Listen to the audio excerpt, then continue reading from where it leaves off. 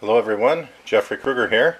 Welcome to part 2 of my series of videos on faceting this beautiful white sapphire.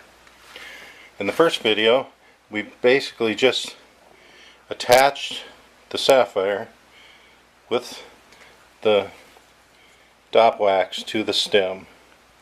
Okay, you can see I have the stem in this block that holds this to the lap at 90 degrees.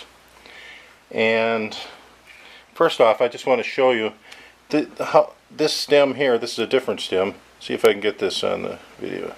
See that groove cut in there? That's a V groove. And I have ground the end of the set screw that goes to that groove from this Allen wrench here that's in this.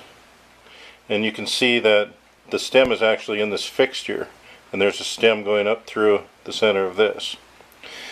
Every time I tighten this down, this set screw, and put it in there, this stem will always be in kind of a different position, and they never really repeat no matter how precision you do that.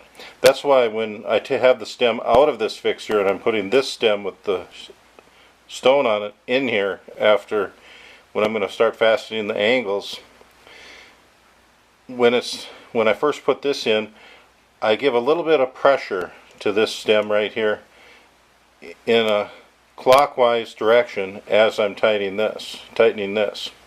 Later, when you have transferred this stem off of the stone, transferring the stone to another stem, when you put that stem back into this fixture, then you want to hold with tension in a counterclockwise direction as you're tightening up this set screw. That's very important for a really good alignment. Okay, that being said, as you can see, I've tightened this in, and it's right now the surface of the stone and the stem here, the stem is 90 degrees to this lap surface. One of the things that we have with our fastening machine is we have our vernier reading scale right here with all of our angles, very precise here. Any misalignment reading these numbers with a good pair of glasses, you can see.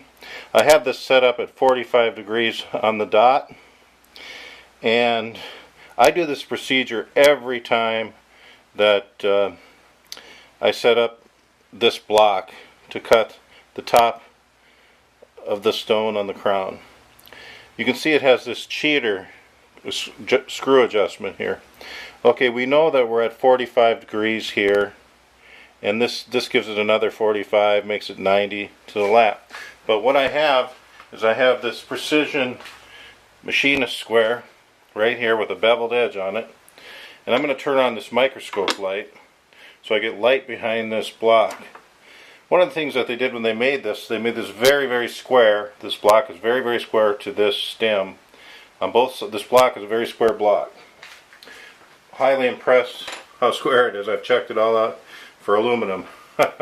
Okay, what I'm going to do is I'm going to put my beveled edge against here, and I can see daylight on the bottom here. So I'm going to come over here, and I'm going to turn this till there's no daylight showing through between my edge of my square and the edge of this square block. So I'm going to turn this cheater screw adjustment until, there we go. Oh man, I see no daylight shining between my beveled edge on my square here and that block. Now I'm going to come over on this side, and I'm just going to see the same thing because I know this block is square.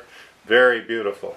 So that is really nice and square and very, very beautiful. I'm just going to, just for fun, I'm going to just kind of look at this right here like this on this back edge here, right close to the back edge, because we know this is distorted from them.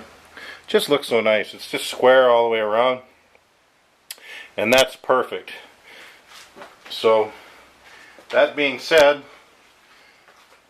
this will be the end of my video for part 2 of faceting, and when we get to part 3, we'll have our first lap in there and do some cutting. Thank you very much, and have an excellent day.